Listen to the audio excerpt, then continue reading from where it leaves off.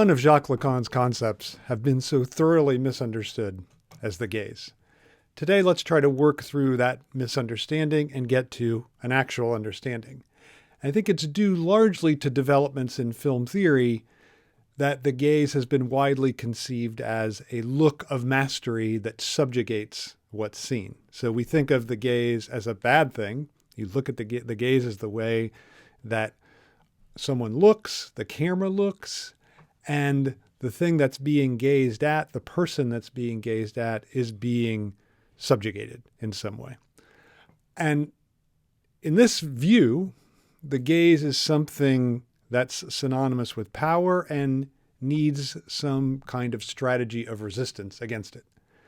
This view might have some truth to it, but it is not Lacan's view. And I think Lacan's idea of the gaze is more philosophically interesting and can lead actually to a better understanding of how dynamics work between the subject looking and what's seen. So I think that's the advantage of Lacan's way of thinking about it as compared to this, let's call it the film theory way of understanding the gaze. Although film theory doesn't really talk about psychoanalysis today. This is a historical development. And in film theory, although people will still mention this idea of the gaze, and I think and associate it with Lacan wrongly. So I think it's important to have a corrective and to see there's a kind of fecundity to Lacan's own conception that hasn't been fully explored. So the point is that the gaze for Lacan is actually an object in the field of the visible. So it's not the subject's look, it's instead an object that is among what is seen. It's not directly seen, but it's among what is seen. So you could say that there's been a confusion of the look with the gaze. What's interesting is Lacan himself couldn't have said that because in French, there's a one term, le regard. In English, we have the term regard, le regard. And that means both look and gaze. So that's the term that Lacan uses. He couldn't make this distinction that in English, nice English, because it's a language that takes over every other language, so it has multiple terms for what other languages have a single term for, has these two terms that I think work really nicely. So we can say gaze on the one hand, Lacan's gaze, and then the look of the subject on the other hand. So you could say that the gaze is what doesn't fit within the look. Would be a nice way to think about it, I think. So one looks on a visual field and doesn't see the gaze within it, typically. Although there are moments when the gaze becomes evident. I'm going to talk about some of those, and some of them Lacan talks about some that he doesn't. So the gaze is the object that I think defines the visual field and marks, this is the key thing, the subject's unconscious desire within that field. So what we see is not neutral, and the gaze is the mark of that non-neutrality, of the way our desire shapes the field of what we see. So the gaze is the point at which the subject's desire warps the image. So it's the point that we can't see directly in the image, but nonetheless it's what draws our desire into it. It's the point at which you might say the subject's desire creates a curvature in what it sees. So the subject distorts what it sees. And according to Lacan, this distortion manifests itself in the form of the gaze, which is a specific point within the visual field. So the gaze is a point object within the visual field. So the existence of the gaze for Lacan indicates the impossibility of a neutral look or an objective look. So it's the way that the subject's desire misshapes, we might say, what it sees. The distortion that the gaze as an impossible object creates in the visual field is the manifestation of the desiring subject and the look of the desiring subject on this visual field. So desire distorts what it sees, and the distortion takes the form of the gaze. You can't see the gaze directly because it's only how subjectivity distorts what it sees. So it's not just there to be seen directly, but you can see it in these indirect ways because it's nonetheless there in the image as what haunts the image from within, or haunts the film from within. Because we'll look at a couple filmic examples that I think reveal it almost better than the examples that Lacan himself chooses. I think it's due to the influence of Michel Foucault and his theory of the panopticon, developed in his great book Discipline and Punish, that leads people and led people to think of the gaze in terms of power and domination. This is the theory of Joan Kopchak in a great book called Read My Desire. She says that film theory operated a Foucauldianization of Lacan's theory of the gaze. And it's a great point, and she's exactly right. And I think that one of the sad things is that book, Read My Desire, and especially the essay that articulates that, called The Orthopsychic Subject, has been largely ignored by subsequent theorists, especially within film theory, although there's a general acknowledgement that Joan Kopchak is an incredible thinker, but there hasn't been this attempt to integrate that idea of the gaze into thinking about the visual and how we relate to the image and how we relate to film. So Foucault's gaze is one of surveillance. Lacan's is the opposite. It has nothing to do with mastery and domination, but in fact, the encounter with the gaze is the point at which we lose mastery. We lose any sense of domination of what we see. That there's a moment which we recognize that we're caught up in something that we're not consciously in control of. So when it comes to the gaze, the subject loses its sense of mastery. It's the point at which the subject stumbles, doesn't have a sense of that the world of meaning is solid and full. Instead, there's a hole in it. And the gaze is this hole. It's the way in which the unconscious is manifested in the visual field. So it reveals how I'm involved in something that appears to be completely external to me. So that's what's really great about this idea of the gaze, that I have this initial sense that, oh, what I'm looking at is just external. It's external world. It's external film. It's external painting. It's not me. But the point of the gaze is the point in which I'm involved. So this encounter with the gaze, which is a point that doesn't fit within the sense of the image or of what I'm seeing, it forces subjects to become aware of their investment on the level of desire. And I think you could say it's the point at which the visual field reaches out and grabs us and doesn't let us remain at a safe distance from what we're seeing. And I think one of my favorite examples of this is the conclusion of the masterpiece by Jonathan Demme, The Silence of the Lambs. So the film recounts, just to give you a quick bit of what happens, the assistance that a serial killer who's jailed, Hannibal Lecter, gives to an FBI agent trying to track another serial killer. This FBI agent, Clarice Starling, played by Anthony Hopkins, plays Hannibal Lecter. Clarice Starling, of course, played by Jodie Foster. She's tracking this other serial killer nicknamed Buffalo Bill, and Hannibal Lecter helps her. And as he is assisting her, he manages to escape from police custody because he's a ruthless and a clever guy, and he's on his own. He's free. And at the end of the film, Clarice has, in fact, killed Buffalo Bill. So Lecter actually did help her apprehend him. But Lecter's on free somewhere in the Caribbean, and he calls Clarice as she's graduating she's an FBI trainee, and she becomes officially an agent. And she gets the call from him. And let's look at the call because it's really interesting. So he talks to her, and then let's hear what he says. I do wish we could chat longer, but I'm having an old friend for dinner. Bye. Isn't it interesting that what Lecter's saying to her is very funny because the film is showing his former jailer, the head of the psychiatric prison where he's been held, arriving on the island. This is Dr. Chilton.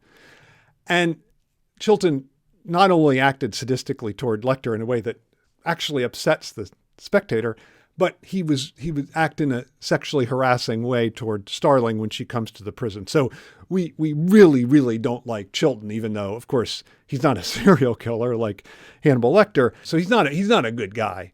at all. And then this background, I think, sets up this final scene where Lecter says this great line, "I'm having an old friend for dinner." And what's of course we know, because Hannibal Lecter is nicknamed Hannibal the Cannibal. He's a serial killer who eats his victims. We know that he's actually planning not just going out to dinner with Chilton, he's planning on eating him.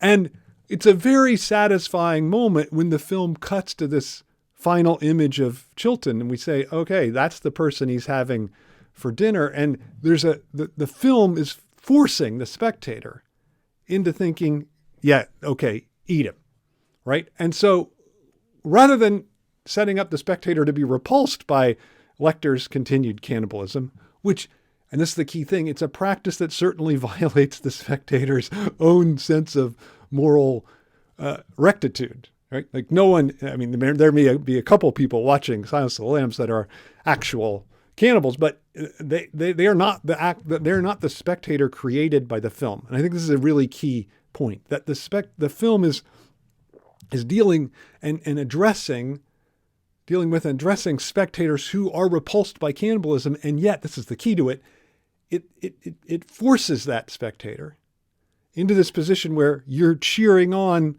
Lecter for eating his next victim. So you watch the final scene and you're convinced that Chilton's going to get his just desserts, maybe as Lecter's dessert, I don't know.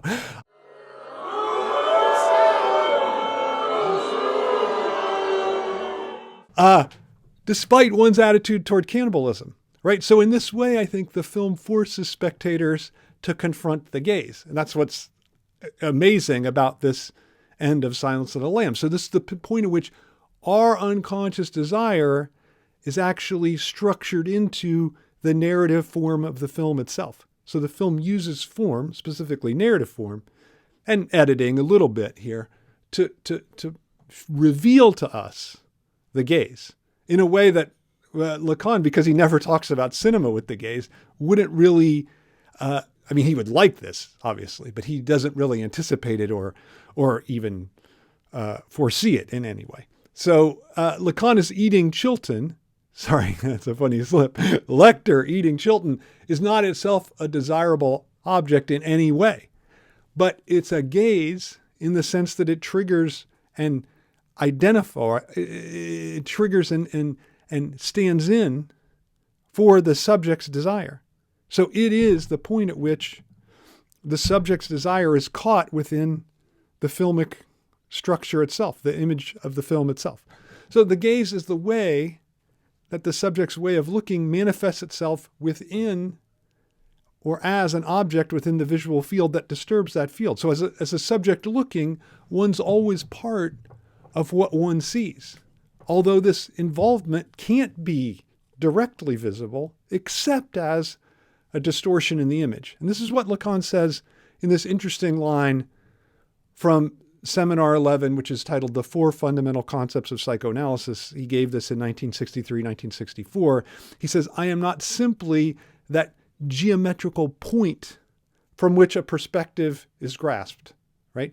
No doubt in the depths of my eye, the picture is painted. The picture certainly is in my eye, right? Like we see the thing. And then he says the key line, "But I am in the picture." And that I am in the picture, I'm in the picture as the gaze. So that is to say, the gaze marks the point within the visual field where this field does take the subject's look into account. So it's the point at which we're out there in what we're seeing in the form of our unconscious desire. So it's the point at which our desire deforms the visual field. So the gaze marks the point at which desire manifests itself visually. So it has the ability to actually disrupt the subject's look and make it clear that the subject's part of what it's looking at, right? It's not this thing that you're looking at, it's not external. You're actually out there, part of it in this thing that sticks out. So Lacan begins his discussion of the gaze in Seminar 11. It's the most extensive and important discussion is in that seminar. And then he picks it up again in Seminar 13, which is called The Object of Psychoanalysis. This is from 1965 to 1966. And he gives two concrete examples of the gaze in Seminar 11, and then one maybe more interesting example, just because of the way it relates to Foucault, example in Seminar 13. So the first example is, and this is the one that if people know about the gaze in Lacan, this is the one that comes to mind. But I think it's worth looking at and talking about. It comes from a painting by Hans Holbein called The Ambassadors, which is painted way back in 1533. And the painting uses this painting strategy called anamorphosis. And anamorphosis indicates a distortion within the visual field created by the painting. So that's and a distortion that takes this way the spectator looks into account. So it's in a way, anamorphosis anticipates, as a development in painting, anticipates Lacan's development of the idea of the gaze. So it's a proof of Freud's idea that artists know it first. Freud said poets know it first, but in this case, it's the artist that knows the idea of the gaze before Lacan does. Lacan's just coming along and saying, this is what's actually going on.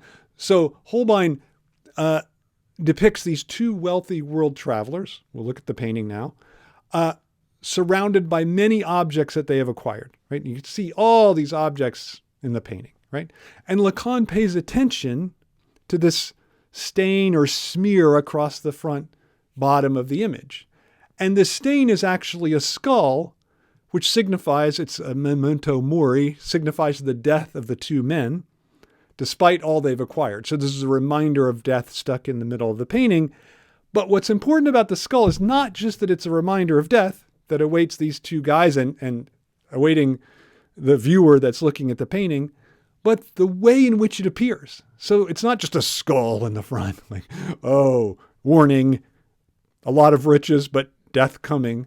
No, it's why is it in this blotted form across? Well, if you stare directly, all you see is this unidentifiable stain in the image.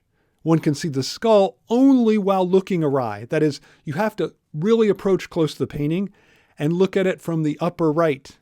And then you're like, oh, it all of a sudden that blot compacts and you see that it is a skull. So, but in order for the skull to look like a skull and not just a blot, one has to look at the sharp angle from the upper right. So it indicates that the image itself, I think this is the great idea, right? That the image itself takes the position and subjectivity of the viewer into account. So the painting doesn't simply exist on its own, but it's painted to be seen. So it includes the viewer within the image, not directly, right? It's not like I'm there directly in it. Instead, my movement as a spectator, my desire as a spectator is included as this point of stain or failure within the image. And this is the gaze for Lacan. So the problem is most of the time we fail to see, because it doesn't happen as directly as in The Ambassadors, we fail to see how the image does take us into account as viewers. In fact, a lot of paintings hide the fact that they take us into account. They're like, this is just external. Don't worry about it. You're just looking at an external scene. They don't do what The Ambassador says. Now, there are a lot of modern paintings that really try to take this even further. But I think there are paintings that say, oh no, it's the painting you see at the dentist's office, right? Don't worry, just an external scene. You don't have to think about it. You're not involved. And I think the fundamental deception of looking is that, and I think that's what the anamorphic quality of The Ambassadors is really trying to offset and to correct and to give us the truth about our involvement in the painting. So Lacan's other example of the gaze is a fascinating one. So he tells this little autobiographical tale about himself, about his youth. So he was a young, upper middle class kind of guy. And he's a college student, spends a summer in a fishing village. And he tells a story. He's out in the south of France, and he's out on a boat with a young guy named Petit Jean. That was his nickname. And they see a sardine can floating in the water, and Petit Jean points out to Lacan. He says, "You might see that can, but that can doesn't see you." And by saying this, what was Petit Jean trying to do? Well, he's trying to say, Lacan, you think you're somebody. But regardless of all your great class privilege that you had, and you could come down here and slum it with us, you're actually unimportant and insignificant in the world of this fishing village. In this fishing village, you don't belong, right? So when Lacan recounts this story, he says that actually the can does see him, that it does take him into account, just like the painting The Ambassadors does, right? So even though the can's just floating aimlessly in the ocean, it actually marks the point at which the ocean is no longer just a vast and meaningless expanse, right? Instead, the can, the sardine can, disrupts the whole as an object of human production and human waste that's been discarded, so it no longer fits in the world. Instead, it exists as this piece of excess, right? It's just a remainder. And the gaze is also what doesn't fit and what thereby draws attention to the fact that our world of vision is not whole, right? There's this little thing that stains it, and this is how our desire manifests itself. So actually the sardine can for Lacan indicates the way in which Lacan doesn't fit in the picture, but, and this is the irony, that's how it sees him, right? So the sardine can stands for Lacan's own way that he romanticized the fishing village, all this, right? So it captures, in a certain sense, that can, especially as Petitjean points it out to him, captures the way he disturbs the picture. Like his disturbance is part of what he sees, and the way his desire, what he was looking for when he went down to this fishing village as a middle-class French youth, what was he looking for? Well, that desire shapes what he sees, and the sardine can indicates that. The sardine can is such a great example because Lacan himself rarely gives these personal anecdotes, but the sardine can shows the way in which his desire has shaped what he aimed to see and what he has seen when he went to the fishing village. The third instance of the gaze that Lacan discusses occurs 2 years later. It's in Seminar 13, the object of psychoanalysis, and it involves his interpretation of a painting by Diego Velázquez entitled Las Meninas from around not that far, like 100 years different later. It's from 1656, a painting, not a painting of anamorphosis, however. So not like Holbein's painting. Instead, this painting depicts a painter who appears himself to be painting a royal couple, although the couple is really only visible in a mirror on the back wall while other figures populate the foreground, right? So the most obtrusive object in the painting is this large back of a large canvas that the painter's working on in the image, which dominates the left side of the image. It's what we primarily see. And this is where Lacan locates the gaze in his interpretation of the painting. So it's an interpretation that interestingly contrasts with the very, very famous one that Michel Foucault gives at the beginning of a book called The Order of Things. So according to Foucault, the painting reveals the epistemological structure of what he calls the classical era. So this is an era of representation. So everything that we see is an attempt to represent what exists, right? So there's this relationship between what there is in the world and then what gets represented in the painting. And so there's a correlate between the representation and the represented. So in other words, the painting has clear answers for Foucault and not problems or questions. So the central question of Las Meninas, however, is what in the world the painter is painting, because it's not all we see is the back of the canvas. Now, Foucault thinks it's clear. It's clear. It just goes without saying that it must be the royal couple that's being painted, and that's how we know we're in the epoch, what he calls the epoch of representation.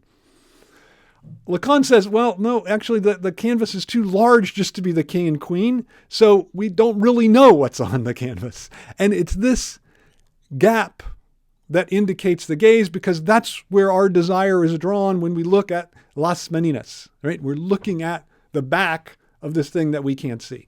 So even though Lacan actually praises Foucault's interpretation, and Foucault visits the seminar right before he gives his interpretation, although he doesn't come to the actual day where Lacan does give the interpretation, it's clear that he's really, really departing from what Foucault sees, because Foucault sees Las Meninas as the indicative of the emerging world of representation. whereas Lacan sees it as what resists, a depiction of what resists or cannot be represented, right? So the system of representation that emerges in the 17th century, according to Lacan, is not perfect at representing the world. Instead, it has its limitations, and these are what interests Lacan. So it's the limitations of representation where the gaze becomes evident, and we see our desire actually as a distortion of the visual field of what we see.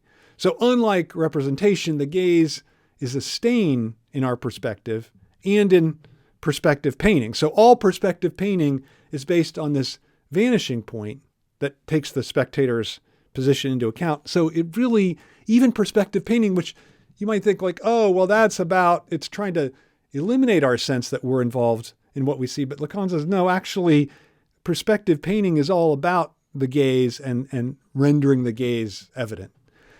Although it's anamorphic painting that makes it clearest, as we saw with Holbein.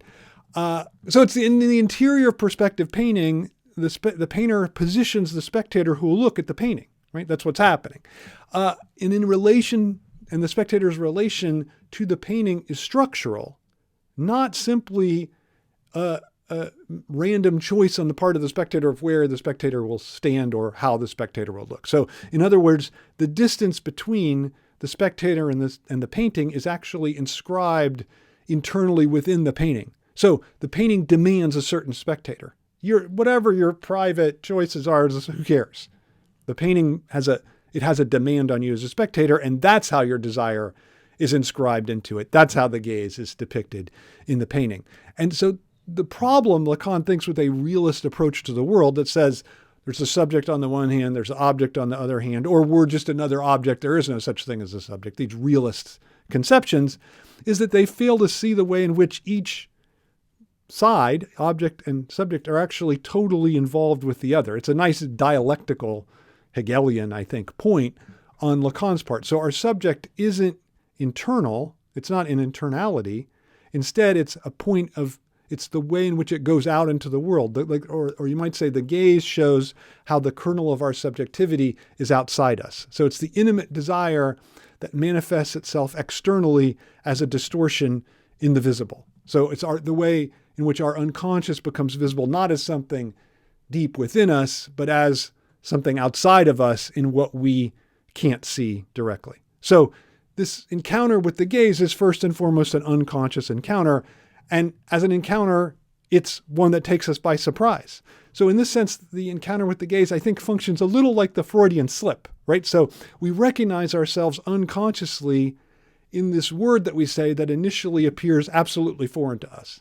So the gaze, that's what happens with the Freudian slip. And then the gaze shocks us into grasping part of ourselves in what we're seeing, and grasping that, or you might say grasping that we're in a film that we watch as the distortion that the film produces. So it happens unconsciously, although the painter or the filmmaker consciously structures things through editing, through narrative, through painting. But then when it happens, the encounter almost forces an awareness on us, right? So the encounter with the gaze, you might say, is where the unconscious comes into conscious awareness. So Lacan explains the gaze, as I've been saying, through painting rather than through film, and never actually turns to cinema to explicate it, which is nice because it allows us to choose cinematic examples for ourselves that he might not have chosen. Maybe he would have chosen worse ones. Anyway, I think the best, so Silence of the Lambs is pretty nice. I think the best example, and Slavoj Žižek has mentioned this one, comes from Alfred Hitchcock's Psycho. And it's the point at which I'm not going to give away the ending, because I think the ending of Psycho is one of the greatest filmic endings of all time. So if people haven't seen this, you're safe. But everyone knows the shower scene, so you know that Marion Crane, who's played by Janet Leigh, is murdered. And Norman Bates is murdered by Norman Bates' mother. And Norman Bates tries to cover up the murder afterward. And so he cleans the Bates Motel he has a mop out, doing an extensive job of cleaning, and Hitchcock really dwells on that. And then he takes Marion's car back behind the motel to a swamp. And then he pushes the car as if to put it down into the swamp. And here's where we see the gaze at work, because at this point, Hitchcock reveals our desire for the car to sink and the cover-up of the crime to be successful. Right? So clearly, we don't want Marion to be killed as we're watching the film, but then Hitchcock's saying, ha, you have an unconscious desire not only for her to be killed, but for Norman to get away with covering up his mother's murder of Marion. So let's look at the scene really quickly.